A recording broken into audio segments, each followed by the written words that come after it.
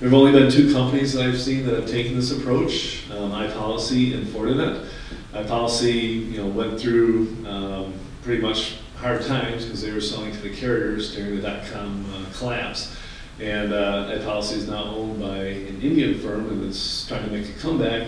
But in the meantime, Fortinet successfully brought this concept to market. And that idea is that you take all of the streams of packets coming into a network, assemble them to the point where you can see the whole payload, and you run your signature analysis against that. It could be very simple signature analysis. It could be a protocol anomaly, which is great. That's the low-hanging fruit of the IPS world.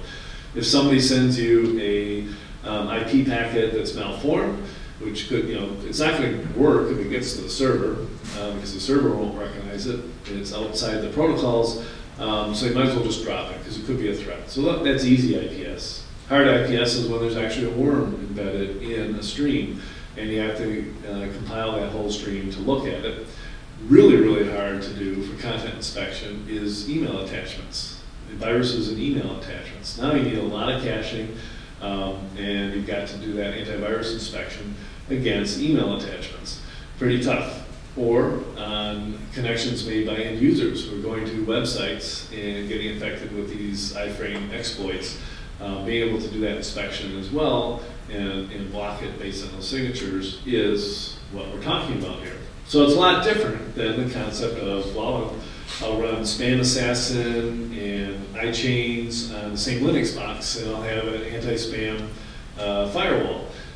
That's processing and assembling things every single time for each of those applications. So you just don't get the performance you need to get to the holy grail of 10 gig throughput.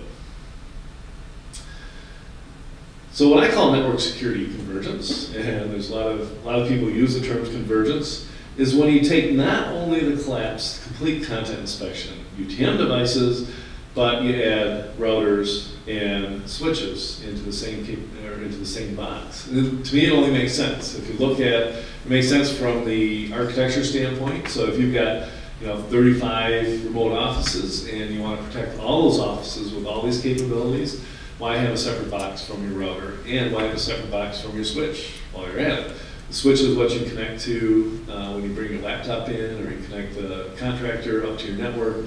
If you did all this protection at the switch, then you wouldn't even have a need for so-called network and mission control, because the switch could be blocking all malicious traffic from all those end users as well.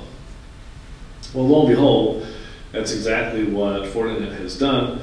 Fortinet included routing capability over 3 years ago into their devices.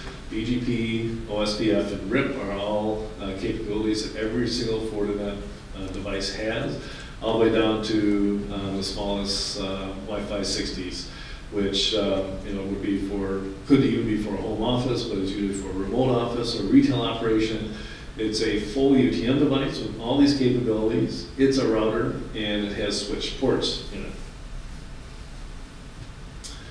To drive the point home, IDC has predicted the growth in the network security markets in each of these areas. Firewall, VPN, they actually say is going to drop. It's going to go from 1.5 billion to 1.3 billion by late next year. Intrusion detection and prevention, while still growing, is not growing as fast as some of the other realms. Content security is growing rapidly as well. And IDC believes that the UTM market will actually grow to be the biggest one of those. And then if you're a company that has all the rest of that capability, you're looking at one that's working in a $2.7 billion market.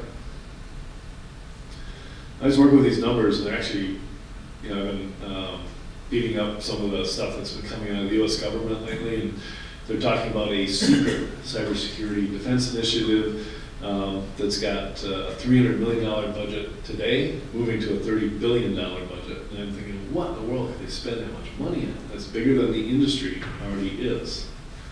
But I'm sure they'll find a way. So in conclusion, the network security industry has already transitioned to UTM, and the drivers for that was the ability to counter the new threats through combined filtering and processing. Just as one example of how can you use a device that does all these things, to do something you couldn't do with separate devices. Probably one of the biggest problems we encounter in both enterprise and K through 12 operations is the desire to block access to, let's say, inappropriate sites. So in the enterprise, it's time-wasting sites. At K through 12, it would be adult sites. And most people inside K through 12, for sure, are able to get around simple filters that block access via IP address. Right, they just go to an anonymizer, which of course are popping up daily all over the internet. Basically proxies that allow you to go to that proxy and then go to whatever site you want. So most of the companies that do URL content filtering basically find those sites and add those URLs to their blocked lists. Great. So the kids go home, they put a proxy at home, and no researcher is going to find that. The kids go through their proxy at home. They use go to my PC to do that, right? It's a piece of cake. So once again, that's where it ends for most URL content filters. For Fortinet devices, you write an IPS signature that recognizes what the communication to one of those proxy servers looks like, and you put a rule and then it blocks it. And my favorite comments about FortiGate devices on the internet are Fortinet sucks. And you find that, just Google it, right? You're going to find comments from students complaining that they can no longer go to their favorite websites because the institution installed Fortinet devices. Obviously, with many fewer boxes, the total capital expenditure is lower to go with FortiGate devices. But because of the reduced training, reduced operational cost, you've got a lower operational expenditure, and then you've got this ease of central management because you're using a single console in order to manage all these different capabilities. And the rule sets flow down from the firewall to the types of filter policies that you want to apply to each connection.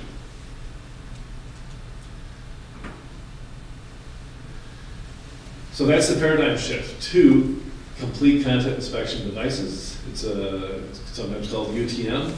I just wanted, if you want to keep track of my own arguments in defense of the paradigm shift, feel free to go to my blog at Network World. Easiest way to find it is just Google Stiennon and you'll get there. And thanks for your time.